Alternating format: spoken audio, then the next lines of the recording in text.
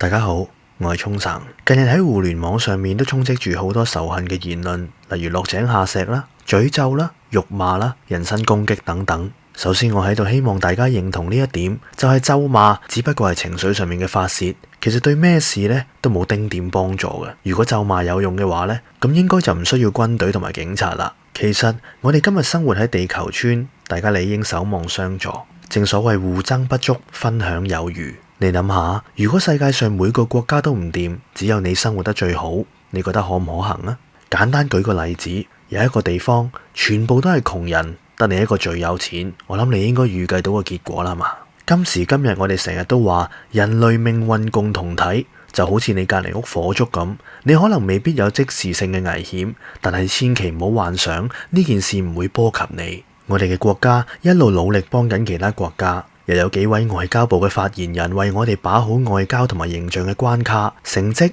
我諗大家有目共睹噶啦。一方有難，八方支援，大家應該聽得多啦。八方有難，一方支援，其實都係一種身份同埋能力上面嘅肯定。我哋身為泱泱大國，經濟體系雖然係世界上排名第二，亦都被稱為發展中嘅國家，但係有能力不停咁向四方伸出援手，其實都係一種福氣嚟㗎。我覺得有時我哋作為國民都應該要爭氣，尤其係互聯網發達，大家要同全世界嘅人溝通，亦都非常之簡單。我真心唔想見到大家以落井下石或者咒罵嘅方式去面對身邊嘅人同事，甚至乎去面對世界。今日我哋嘅國家已經喺世界舞台上面發光發亮，全世界嘅人都舉目仰望嘅時候，你要記住，大家唔會淨係專注喺國家嘅領導人身上，因為呢個國家裏邊每一位國民嘅行為，每一句說話都會深深咁影響住國家同埋呢個民族嘅形象。簡單啲嚟講，一個中國人喺世界上面任何一個角落，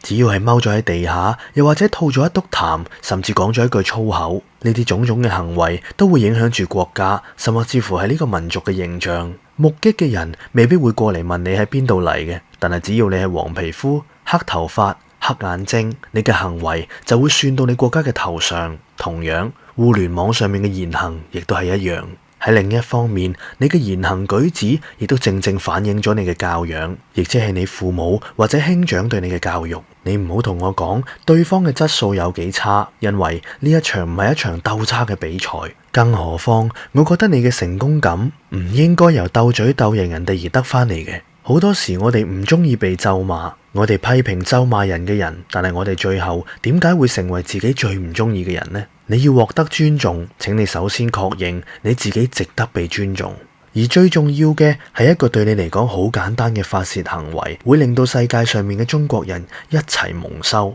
甚至連累到喺外地嘅華人都被仇恨。你試諗下，發言嘅係你，受傷嘅係佢哋，我相信呢個都唔係你想要嘅結局，係嘛？你可能喺中國境內好安全，但係有冇諗過離鄉別井嘅佢哋呢？我喺度再次希望大家可以守好自己嘅言行，發揮一下中國人嘅傳統精神，以禮待人，以德服人。我之前都講過啦，胸襟係委屈撐大嘅。我唔係叫你俾人踩到上心口都唔出聲，但係要將自己降級去遷就對方嘅層次，分分鐘再俾對方以呢個層次嘅經驗擊敗，何苦呢？有時唔係揮舞國旗、高唱國歌就係愛國嘅，忍辱負重其實都係一種愛國精神。再加上有好多有心人裝冇心人，將我哋啲唔好嘅言行翻譯放到去外國嘅社交媒體上面煽風點火。再者，今時今日眼見未為真，耳聽未為實。喺你手機上面每一個轉發、每一個回覆，甚至每一次開口講嘢之前，不妨停一停，諗一諗，避免將自己淪為傳播仇恨嘅工具。最後我想喺度同大家分享，大家經常聽到修身齊家治國平天下，我聽嘅版本呢，前面仲有兩個字嘅，就係靜口，就係謹言慎行嘅意思，所以全句就係靜口，修身齊家治國平天下。我今日要分享嘅就係咁多啦。最近有好多網友反映被自動取消訂閱咗我嘅頻道，我喺度再一次呼籲支持我嘅網友，記得要訂閱，撳埋個啷啷。讚好我嘅影片，可以嘅話分享埋俾你嘅朋友。如果想聯絡我或者支持我嘅網友，可以留意片尾嘅資料。多謝收睇，拜拜。